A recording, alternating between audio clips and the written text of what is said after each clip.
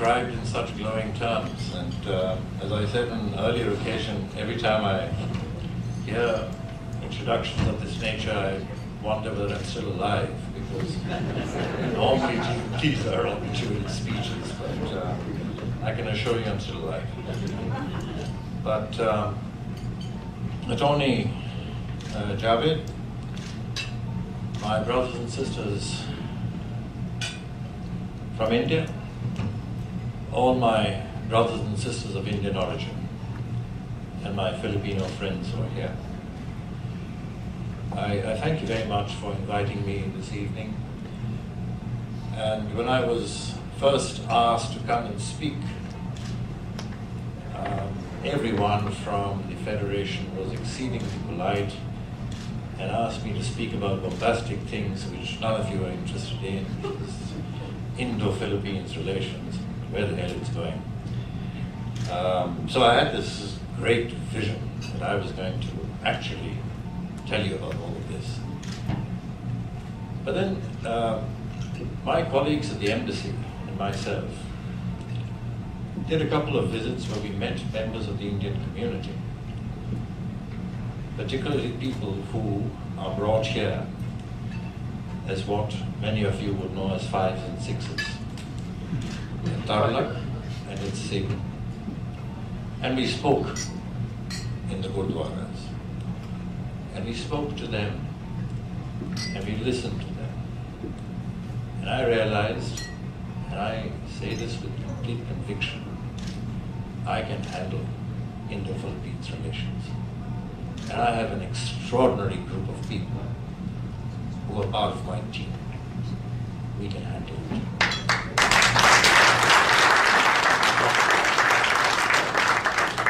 But what I cannot handle is the relationship with the community. And so when I spoke to the Federation, I changed with their permission as to what we should talk about. Several months ago, I spoke to a very dear friend of mine, and I said that, I'd like to do this. I call it firing line. I used to do this in Sydney, where the entire consulate would be available to the entire community, and all you would do, and we would take notes as to how we could improve. That was my job. And it was a job because I believe that neither the ambassador nor anyone in the embassy is going to be an individual that you would seek an appointment to meet with. And that is the prime responsibility of myself as ambassador. And you all have been very gracious to put praises on me, to call me Amit Ji. By the way, I'm a Bengali. There's some people in Bengal who have names already with G. Thank God I don't have it. But Banerjee, Chatterjee, can you imagine what you would call them? But having said that, I thought, therefore, that the focus of the discussion ought to be exactly what this topic says. And it is something that we came to, which is the embassy and the community forging a partnership, which is how do you deal with me and how do I deal with you? How do you tell me where I should get off? How do you tell me what am I doing which is wrong? How do you tell me how do I correct? And I can give you this promise in this public forum. Whatever you tell me, what is in my powers, I will change.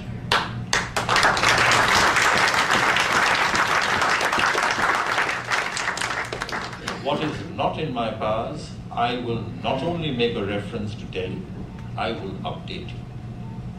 And I will try and make sure that it is changed. However, I've been told with kindness and decency that I have to speak to you a little bit about Indo-Philippines relationship. And, well, you know it all. Let me just say that, one of the things that, it's been said by two speakers, that India is the most, I quote, second most populated nation in the world. I can assure you, ladies and gentlemen, that this is at least one area in which we will beat China. we will most certainly become the most populated country. Not before long. But how do I look at the whole gamut of India-Philippines relationship? Let's be frank. Let's be very frank on this and blunt. And there are some Filipinos here, and they can bear me out. If you were to ask a Filipino, what do you think about India? Most likely the person would say Bollywood, IT sector, 5s and 6s. And if you were to ask an Indian, what do you think about the Philippines? Most Indians wouldn't know. This is our relationship. A lack of informed knowledge and an inability to think different. It's an inability which actually arose from the time that both countries became independent. The Philippines in 46 and we in 47. We chose Cold War, so we chose non-alignment. The Filipinos, we said, are American, and we can't get along with them, etc., etc., etc. Carried on for 60 years. And it's reflected even today. It's reflected today because if you look at Indo-ASEAN trade, it is $82 billion. If you look at Indo-Philippines trade, it's $1.6 billion. In my view, it's statistically insignificant. How do you change this? How do you transform this?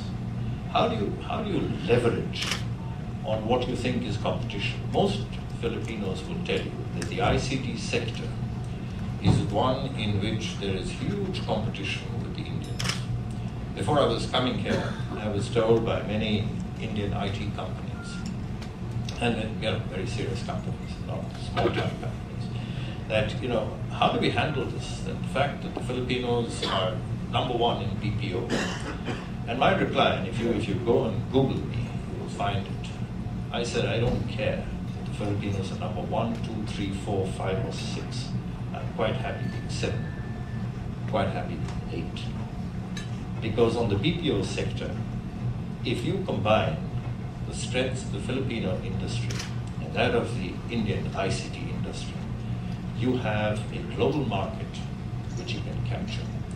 There are enough studies to show that if you look individually at what India captures and what Philippines captures and you combine them, it is quite different from what you would get as an aggregate if Indian companies and Filipino companies collaborate. Today, the Philippines has one unique advantage. Everyone will tell you it's the English language. It's not true. You know what the advantage is in the ICT sector? The Filipinos think American, and that is a huge advantage. Can you imagine someone from India sitting down and discussing baseball with someone in Washington, D.C. or Chicago? They don't know what baseball is, but the Filipinos do. If you think American, that attitude itself brings a shift. And that's the point I'd like to make. My new book, Why We Do What We Do, is about shifting attitudes. It's about alternative thinking. You have to think different. If you don't think different, it's not going to work.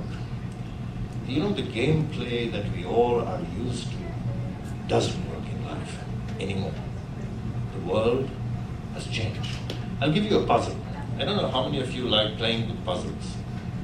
But if you like playing with puzzles, then you go out to a shop and you go and buy a puzzle. I find Landmark has puzzles these days. But if you go and buy a puzzle, it's my hobby. You get a puzzle which says 200 pieces, 300 pieces, 500 pieces, 1,500 pieces. Now the number of pieces you have in a puzzle makes that puzzle more difficult. So imagine if you go and buy, the 1,500 piece puzzle is more difficult than a 6-piece puzzle. So if you have a child, you give the child a 6-piece puzzle, the child solves it, you say, my God, my child's got brains. But you can't go and give a 6-year-old or a 3-year-old child a 1,500-piece puzzle and ask the child to solve it. So I bought this puzzle and I would sit down and work it, and it always struck me Imagine if I bought a puzzle that says 1,500 pieces. I open the box and it says, "Thank you for buying this puzzle. It says 1,500 pieces, but the box says 2,000 pieces. You have to take out 500 pieces that don't fit and throw it out. Only then can you solve the puzzle." You know what it means? It means discarding disinformation. It means discarding those pieces of information that are planted in your collection, which will never let you solve that puzzle. And in my view, if the image of India is 5s and 6s, you have to discard that puzzle, or you have to change it. You have to figure out what is India. What are Indians doing here? And shift the perception. That is alternative thinking. And unless you do this, you and I never solve that puzzle. And let me tell you, ladies and gentlemen, that I have with me here, I brought everyone from my embassy, with the exception of 2 people. I haven't brought Mr. George Kuti, Second Secretary Education, purely because he's currently in India on home leave. The other person I haven't brought along is the First Secretary Trade Promotion, because there is tonight a dinner which I was supposed to go for, but the Queen Mother of Bhutan is present. And as you might know, India and Bhutan have a very strong relationship. I've requested special permission not to attend it and to send Joseph there. And so Joseph is not there. But I'm more than reasonably equipped to answer any questions that you might have on the commercial side. Now let me say that this evening's discussion is going to be truncated into the following parts. Number 1, it is brainstorming. You get up, you ask me any question. If I cannot answer, I will take my notes, and I promise you I will answer within a stipulated period. Second, we will have a flotilla of naval ships that will be coming here. It'll be, we have the defense attaché who's present over here only to talk about that, but there will be 4 ships, and he will mention to you about these ships. Third, we will talk about any questions that you have with regard to consular matters, passport, visa, etc. And for that, some people have raised questions about the fact that we have outsourced our work. We have the head of the company based in Manila who deals with the subject, who will take all his questions. And by God, take his pants off if you have to. And I have absolutely no hesitation if you want to take my pajamas off as well. But I would request on one thing, that you remember that A, not asking a question today does not mean that you cannot ask me the question tomorrow. This is just a forum. This is not the end of the interaction that the Indian community will have with the Indian Embassy, which I head. Our doors are open. We will go online from tomorrow with everyone's direct number. You will not need to go through the telephone exchange.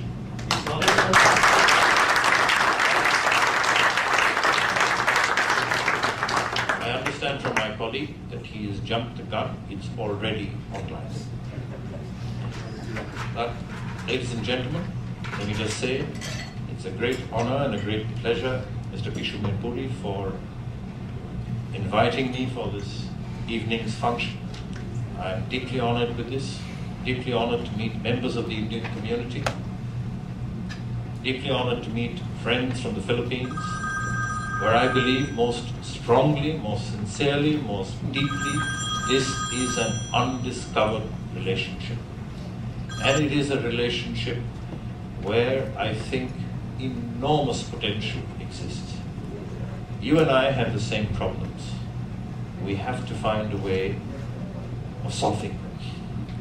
May I also say, ladies and gentlemen, that evenings of this nature do allow us to recognize, I do hope, that unless the Indian community members work with one another, things will not work.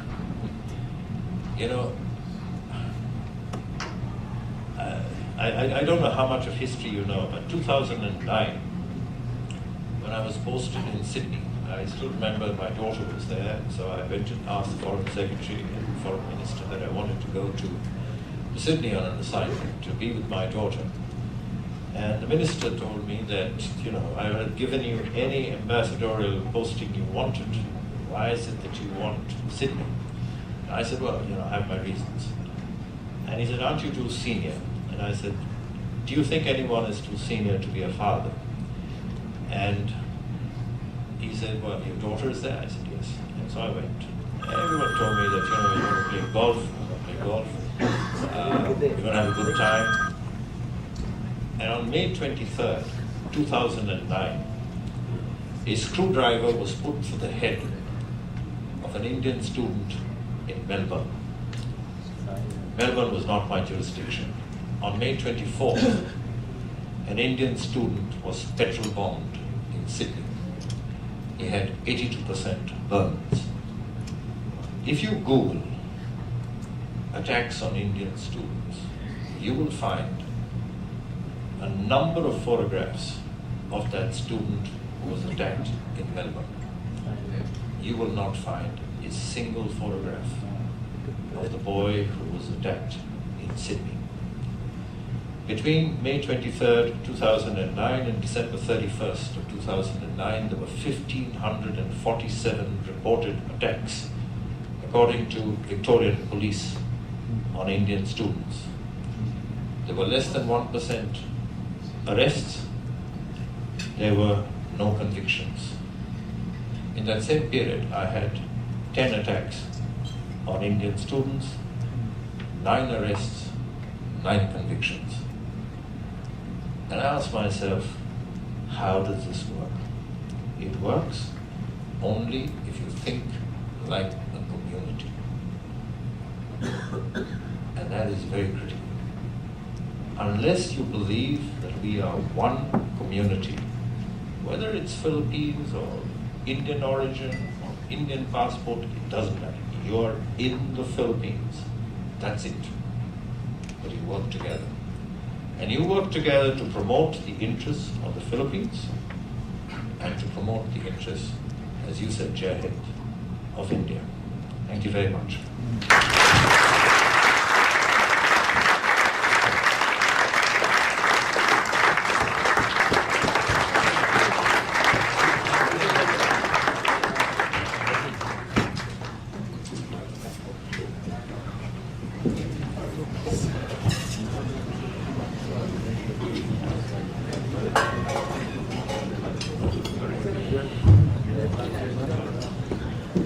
Thank you, Ambassador.